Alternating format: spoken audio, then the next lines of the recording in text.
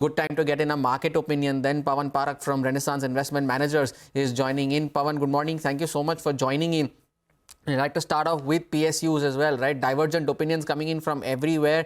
Kotak in its note yesterday said that you must exit your long positions if you have any, if you have made profits there. The index, the stocks have corrected significantly from the highest point of the day. What's your view on this entire PSU space, and is there a space within this PSU basket where you find value?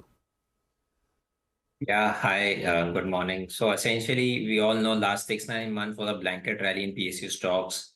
Companies which were witnessing revival in their earnings fortune, and companies which were completely status quo in terms of their earnings, all of them, the stocks were flying all over the place.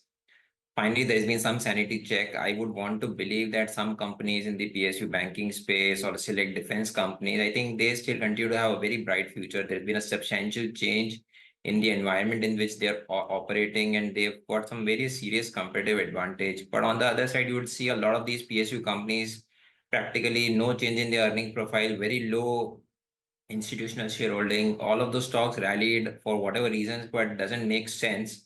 So I would want to believe that you should not sell the entire PSU pack. You need to be selective. I think there are pockets like PSU Banks, PSU defense companies, and a few stocks here and there where there's still a lot of value out there. But apart from that, I must tell you, it's a big bubble. Okay, PSUs are a big bubble, barring select PSU banks and defense stocks, where you do see, the long-term growth story remaining fairly intact. Pawan, do you want to tell us some of the recent purchases that you've done at Renaissance Investment Managers? What are the themes that you like right now? So we haven't changed our portfolio much in last 2-3 months, honestly. If you see our portfolio, we've discussed earlier, we were positive on IT, we were positive on pharma.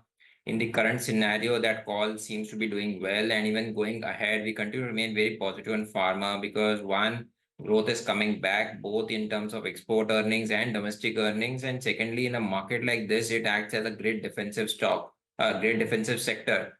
So pharma is one sector wherein we continue to be overweight. We continue to be overweight on IT sector, but within IT, we are more positive on the large cap banks because a large cap IT companies, a lot of these large cap IT companies have got some large contracts which will come in execution over the next 2-3 quarters, which should take care of the growth profile for next 2-3 quarters. We were actually exploring some of these stocks in the private banking space. We haven't done much, but we're still exploring that sector very closely. Right, you mentioned you being overweight on some large cap banks, and I am assuming they are private banks. And is there space within the PSU banks as well? Is India's largest lender also one of your overweights? Yes, we do own that stock in our portfolio. Oh, is it? So that's so the large cap financials there as well.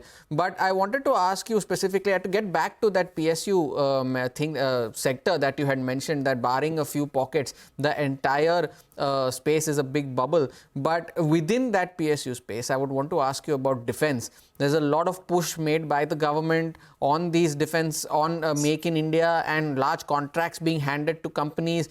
Does it now boil down to execution and to earnings growth to justify the kind of valuations that these stocks are trading at? Because these stocks have also run up significantly, say the likes of HAL, BEL, BEML, and all of these stocks. Yeah, that's correct. I think classic case in point is that of BDL. It had issues with some chip supplies and with some Israel supplies and things like that, and execution hasn't come up. It has got a large order book of more than 20,000 crores, which is a great order book to bill ratio.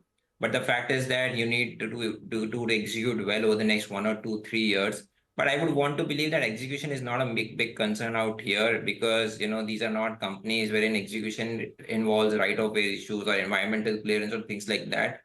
The biggest pain point for the entire defense sector has been, some of the intermittent or some of the not so very clear decision making from the government, which has completely changed in last 2-3 years.